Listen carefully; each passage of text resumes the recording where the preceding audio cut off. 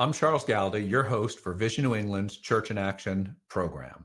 This week, we're talking about how the wired childhood, or smartphones coupled with social media, is causing the anxiety and depression epidemic among young people. And we're talking with Kyler Barr, who has 20 years of NextGen ministry working with young people and coaches, consults, and works with churches and NextGen pastors across New England. Kyler, thanks for being with us. Of course. Thank you, Charles. It's good to be on and get to talk with a friend here today. Well, can you share so let's make everybody your friend. Can you share some of your background on where you're from, how you came to be in New England doing the work you're doing? That's fair. Well, making everyone my friend will be harder than just sharing my background, but we'll give it a try. So I've been, like you said, working in ministry to youth and young adults for 20 years now. And people often ask me if I'm from New England. I am not, but I am New England familiar. My mom and my grandparents and that whole side of the family were from Connecticut and Vermont. And now my grandmother lives out on the Cape. And so I'm connected all over New England. So when my family moved here 10 years ago, or a little over 10 years ago now, we knew what we were coming to. I've been in ministry to youth and college students and young adults for about 10 years at a church in the Mid-Atlantic that I'd been involved in for longer than that. And God just made it clear that it was time for us to move to what he had next for us. And we thought New England would be part of the future, but we did not know it would be this step. And so we were excited to be able to step into the opportunities that come with the challenges that exist in ministry here in New England. So we came up and I was the youth and young adult pastor at Walnut Hill Community Church in Connecticut for several years before God led us through another process where we stepped out into what it looks like to support youth and young adult ministry across New England. And as you said a bit in that intro, that includes lots of things that would take the whole half hour to describe. You are the guy I talk to when I talk to people about. Do you know Kyler Barr? He's New England's expert on NextGen ministry. And well, so I don't think I'm just flattering you when I say that. I think it's true. Thank you. I do know a lot of people who care about youth and young adults across the region. And so that helps to get to talk to so many of the good people that God has brought together here. He is doing something in the next generation in New England. And so now we're going to hone in a little bit on a subset of NextGen ministry, yes, which is what's being called the wired childhood, as I mentioned in our introduction. And so we're going to be talking about a lot of data and a lot of conclusions and all stuff about this anxious generation. Can you give folks a little bit of sense about where's all this data coming from that gives us a sense to be able to talk this way? Sure. So the heart of the conversation happening now surrounds the book, The Anxious Generation by Jonathan Haidt, and some of the work that he has done. But you can't have worked with youth and young adults over the last however many years and not have encountered rising rates of anxiety and depression and just the mental health crisis that exists in youth. And so it's something that the anxiety and the overwhelm that's being faced by students and by young adults is something that so many youth leaders and young adult pastors care about deeply. And so there've been a lot of research into it. And so Springtide Research has done some fantastic work on what it looks like. They had the state of mental health in Gen Z that came out a couple of years ago. And Barna has done research, and all sorts of different groups have done this. And in the secular world, at the national level, we see all sorts of these different research from the U.S. government, from authors like Jean Twenge that have done work in things like iGen, and then what what Jonathan Haidt has done is he's pulled a lot of it together into a really useful resource to start a conversation about what can be done. What are some of the solutions that we can start to work towards? So he sets up the problem really well, but he also does start to work towards solutions. And really, it's not even just an American problem. It's a Western problem because there's a lot of data in other countries showing the same exact trends. Yes. So, and I think that's a lot of what turned the researchers, Jonathan Haidt included, toward a bigger problem here as it happened, was there was an assumption that some of this was about changes that were happening in kind of America or in the Anglosphere or whatever they would call it in research. As that was happening, there are lots of different names for it. As that was happening, they said, wait a second, this is a worldwide issue, and it seems to be happening all about the same time. And so they started looking into what could have been causing that. There'd been a lot of good work done on the correlation between the rise of social media and the cell phone, and how that could have shifted some of the things that we're seeing in the world of mental health. But what Haidt and his contemporaries did was they started to pull together some of that research to see overwhelming evidence that there was a correlation, and even pull together some research that looks at causation. There are some experiments where they've gotten rid of social media and cell phone usage for a time of greater than a week, because you don't see those changes within a week, and they start to see reported levels of anxiety just decreasing in that time. There have been other experiments done on focus with various levels of presence of cell phone that have just seen some amazing results that demonstrate that the closer we are to our devices, the harder it is for us to focus on other things. So if we back up a little bit to Yep. this wired childhood, because I gave it short shrift a little bit. And Yep. so Haidt is making the argument wired childhood is the advent of smartphones being in kids' hands, social media with the whole concept of likes and feedback, and safetyism was the third thing. Mhm. And so I think the first two are kind of self-explanatory. What is safetyism? Yeah, so there are a couple different pieces that Haidt talks about in this book. One is that we are overprotecting people in the physical world, our kids in the physical world, and this has happened really over decades. As you look back to even the 60s and the 70s, as there were some changes that we saw in society, as transportation became better, as air conditioning became more prevalent, as our entertainment started becoming more indoors, there was less connection happening even at that point. And then we started to see stories about all of the things that can happen, which were happening and were real dangers in the world, but they became a bigger part of our awareness than even they probably deserved as we moved into the 80s and 90s. And we started having milk cartons with missing children who'd been taken, which made us even more and more aware of the dangers that existed in the world for children. And we just started protecting children more and more and more in our physical worlds.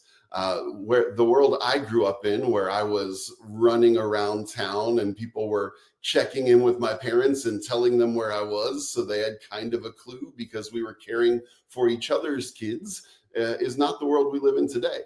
In the town where I am, instead of speaking to people's kids, the people are calling police on kids who are doing simple things like fishing in lemonade stands because they think it might be dangerous for them, and they don't have relationships with their neighbors to really have a conversation because we don't trust other adults to care for our kids the way that we used to. And so what happened was we had this overprotection that was really happening in the physical world. And so Height's point in that is that we thought we can just increase safety, right? And there's no trade-off. And the trade-off Absolutely. is there's skills and experiences we have to have when we're young and growing up, negotiating difficulties, dealing with the troublemaker, making decisions, that if it's not happening in our childhood, we then are missing core Absolutely. things in our adulthood. Am I understanding him right? Well, it's a big piece of the way we learn, right? We learn as we take risks and as we interact with each other and have to solve problems and go through all those things. And so if we avoid the problems that we have to solve, we also avoid the learning that comes with solving those problems. Now, what Haidt's really pointing to in The Anxious Generation is that when you pair that with what we were talking about before, this rise that happened between 2010 and 2015 of an online, of a phone-based childhood, that we start to see some even more significant problems because our kids are protected in the digital world.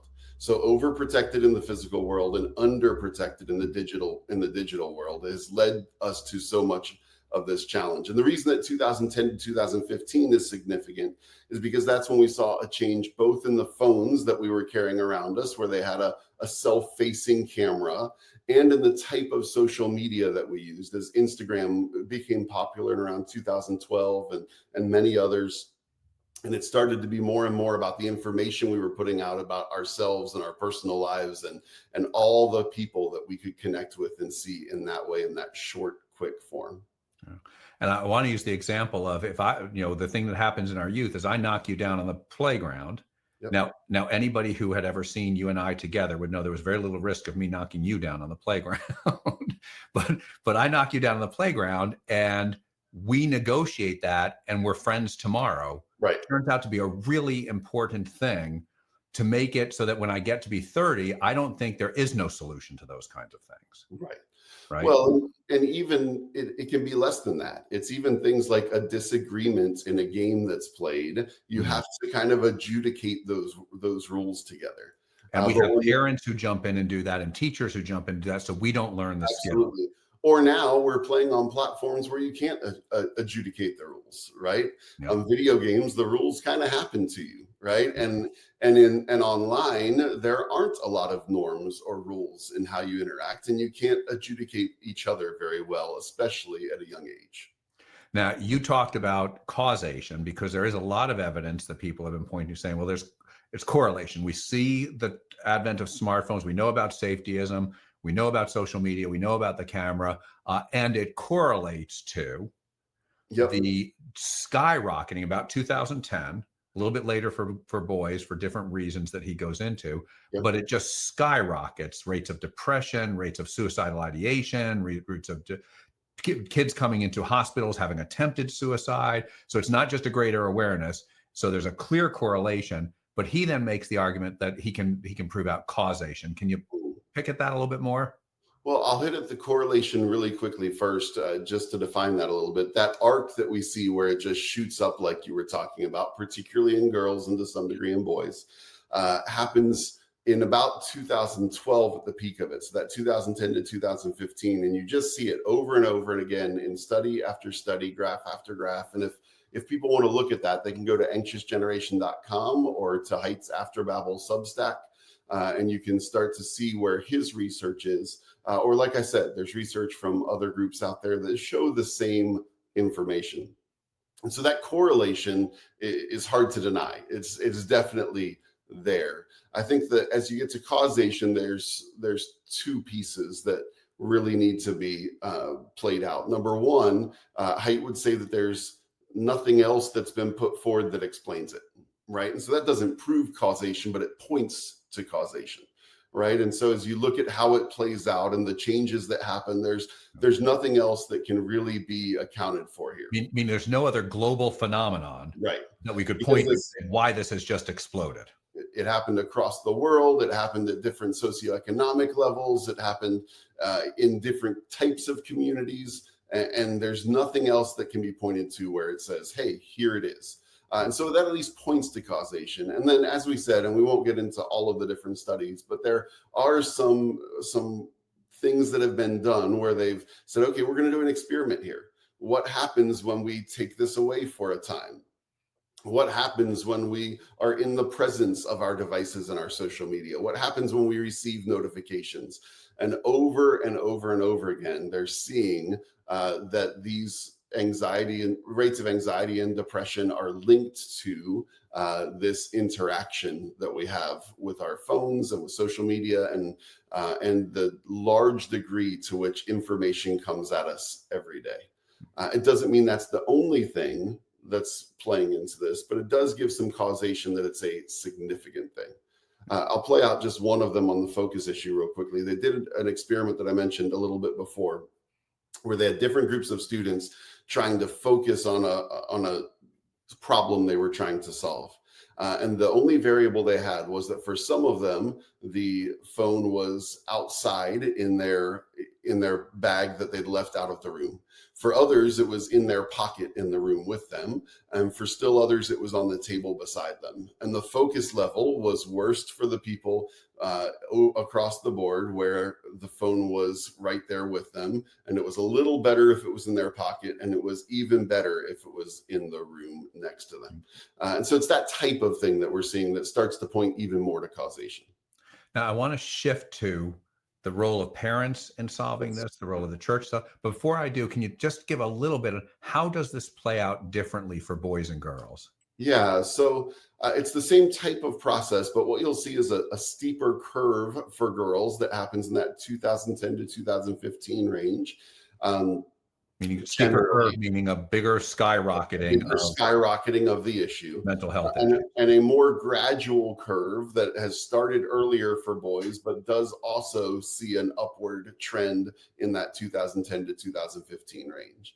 And what Haidt would say exists for that is just the way that boys and girls are interacting with this problem on the whole tends to be different.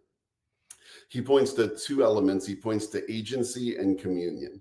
That developmentally, boys often are looking at agency at that age range, the preteen and teen years. What impact can I have on the world around me? What happens as I do things and have a cause of something to change around me? Girls often are looking at communion and how things are interrelated and how systems of people work together and are much more relational in that way between people. Well, if you look at this issue, if we're going to look at that, at just the online issues that we see, some of the things that boys tend to more, the video games, pornography, and things of that type, tend to be things that that kind of ease back on what it is that you're experiencing in the physical world, where they're being more protected, right? And so less rough play, less risky behavior, less experiences like that, and for girls, it's much more targeted at the relational things that are much more social media. Well, video games and pornography online rose much earlier than social media rose. And so we see an impact in that 2010 to 2015 range, but it's a more gradual impact for the boys than it is for the girls. But an impact for both nonetheless. In fact, the argument would be that some of the impact it's having on boys is having a longer lasting impact as this generation gets older. That maybe as you get to be 28, 29, 30, it's had more impact on your life as a boy, even than it has with the immediate impact for girls, as we're looking at some of the studies that are coming out. So I hear this as a parent, as a guardian, as a grandparent. So I should just take away my kid's phone. Yeah, so sometimes at some ages, absolutely, yes.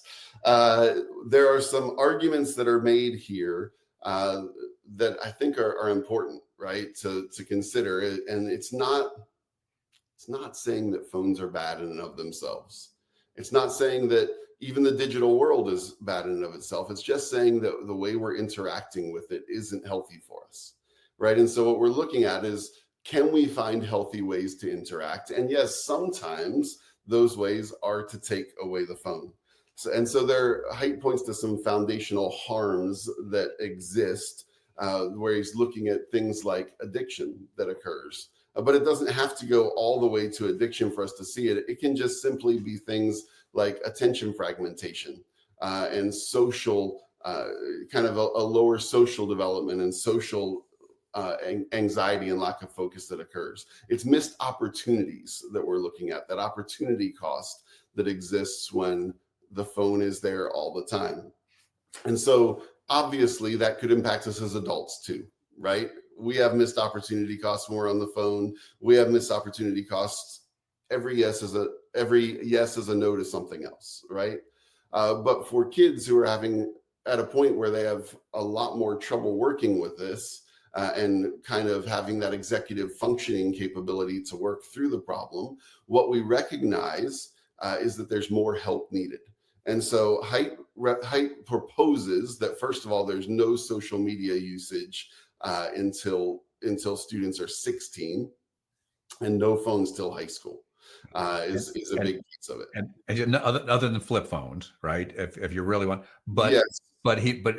My take is he was making that as a concession, is he would say 18, but he just doesn't think you can Absolutely. get there, right? Developmentally, he would say 18.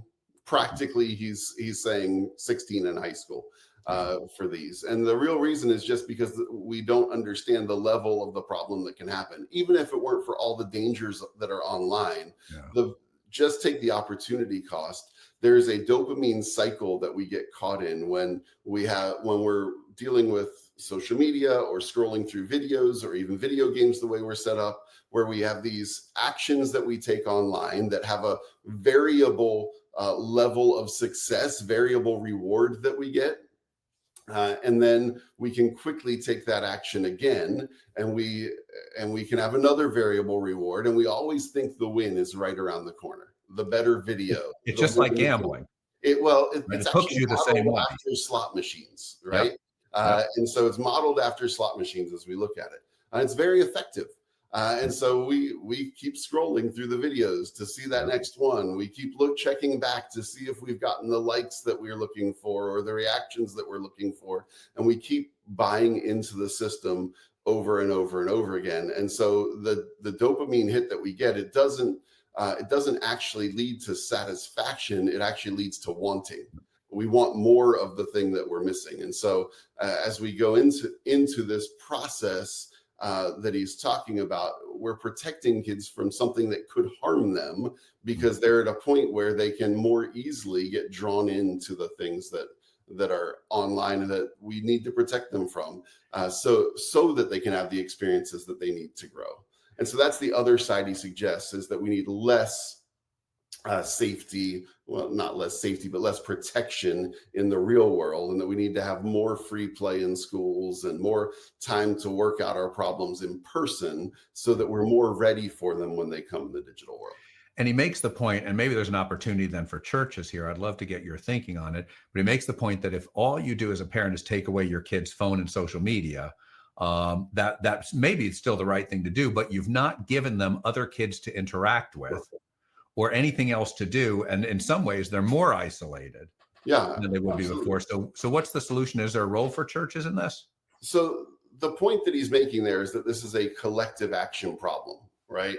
You have a collective action problem when it would be better if we all interacted a certain way, right?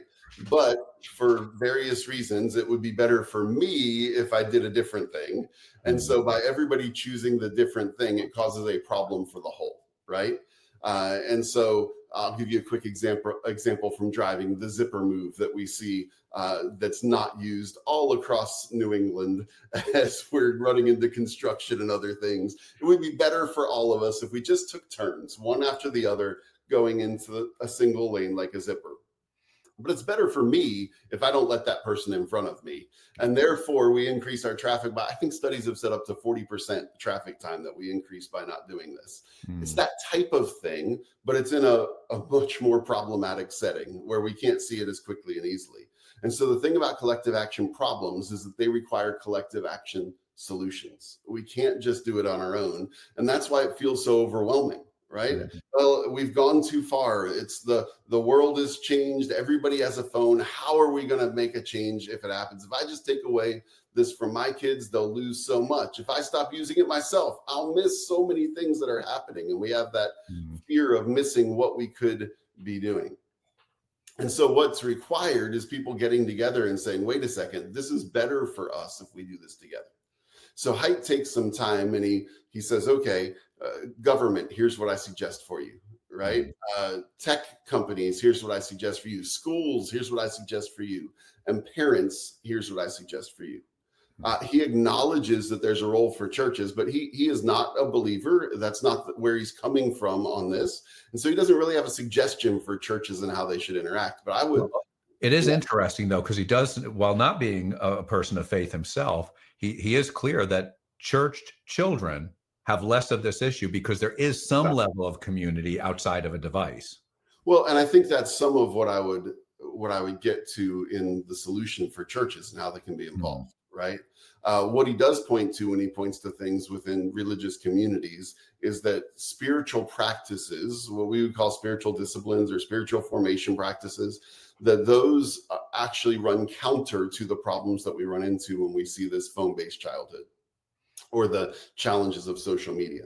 That in one, it's about focusing on ourselves and getting likes and the quick things, and spiritual disciplines slow us down and focus us on others and on what God has for us and gives us a bigger picture of what happens. And so as we do this, we actually are processing all that comes at us. We are far too often as a church designed to just give information to people that is good. And that is a vital role for churches. We should give good information about the gospel and scripture and how God has called us to live our lives to people. But I don't know anyone, our NextGen included, who is starving for a lack of information now. Everyone I know is drowning in all the information that's coming at them. Yeah. And so we need to help them find ways to process. And we can't just do that by speaking more information. It's going to take some collective action. And when we look at collective action, churches, my encouragement to you is that this is an opportunity to connect with the schools, to connect with parents, to connect with your town governments, because this problem is happening all over around us. Yeah. And people are recognizing this need to interact differently with our world. And church, so many of the solutions are things we should be good at anyway, right? Helping us be a part of something bigger than ourselves, developing communities that care for each other, slowing down and reflecting on life and purpose and what God has for us. These are all things that are answers to the problem that we're facing. And if the church's voice is missed in this collective active solution, it will not be the solution it could be. Yeah. And even to the extent that there's not community awareness of the issue, they don't know what's causing it. There's a great opportunity for churches to raise awareness and reach their community at the same time. Well, and churches are also a great place, not only to raise awareness, but for people to try this. You could gather together with people from your small group and you could say, hey, for our group of families, we're going to delay the entry into the cell phone and we're going to give our kids other kids to play with. We're going to give our kids other experiences that they can have. And we're going to start to normalize less protection in the physical world and more protection in the digital world, because we believe that that's where faith can thrive too. Because the same things that we use to learn how we interact with life and how we interact with each other, that's the same type of thing that stretches us in our faith. We need those experiences where we can learn together. And so, Kyler, if somebody's listening to this and saying, gee, I would love somebody to come to my church and talk about this. I would love somebody to come to my community. I would like somebody to sit down and talk to my elders. We want to raise awareness, or we want to figure out what can people do, help us plan that. How do they get in touch with you? Yeah, so they can do a lot or on any other topic related to the next generation too. Sure. So for me, an easy way is email, because my name is Kyler Barr. And so kylerbarr@gmail.com was available. And so sending an email would be a great place to start. You can find me on social media in different places as well. And it's Kyler, KYLERBARR @gmail.com. KYLERBARR@gmail.com. And if anybody's trouble, email Vision New England. We'll get you connected. That's right. And we can absolutely connect for that. I will say this is a much bigger conversation than 25 minutes. Yeah. You probably felt that as Charles and I were talking. And so all you've gotten is a taste of it. But what I want you to know is that this is not a doom and gloom conversation.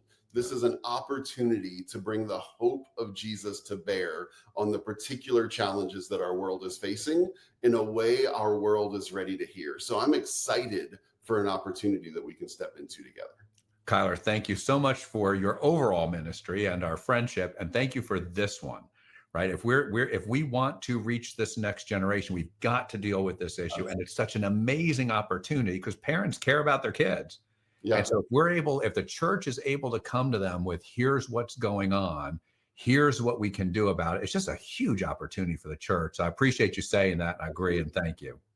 Charles, can I give one more simple place people can start? Yep. A lot of times people look at this big problem and they say, where do I start? Well, start by looking around and finding the young people that you know in your life, right? Your nephews and nieces, the kids at your church, the people you're already connected to.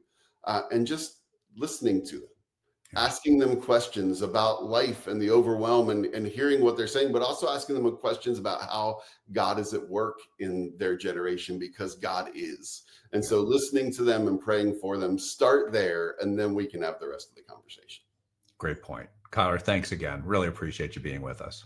Of course. Great to talk to you, Charles. Thank you. This program is created by Vision New England, which helps the church work in unity to make disciples, do justice, and share Jesus, to accelerate evangelism so that New England will be transformed. You can find additional resources and partner in our mission at visionnew.england.org. This program is brought to you by our friends at the Palau Association, who are dedicated to proclaiming the good news, uniting the church, and impacting cities worldwide. Join us next Sunday at 2 p.m. on Life Changing Radio. Thanks so much, and God bless you. At Leadership Transformations, we believe that when you have the right resources to help you slow down and experience a deep and refreshing connection to God, you can become the discerning leader you know you are created to be. Friends, Steve Macchia here, and I have a free gift for your soul. It's called Pathways.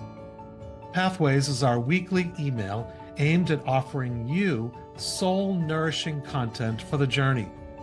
It contains readings, prayers, spiritual practices, a link to the Discerning Leader podcast, as well as information about all of our upcoming soul care retreats, workshops, and online offerings. So head on over to leadershiptransformations.org today and sign up for this free resource. It will help you slow down and be more. God bless you, friends.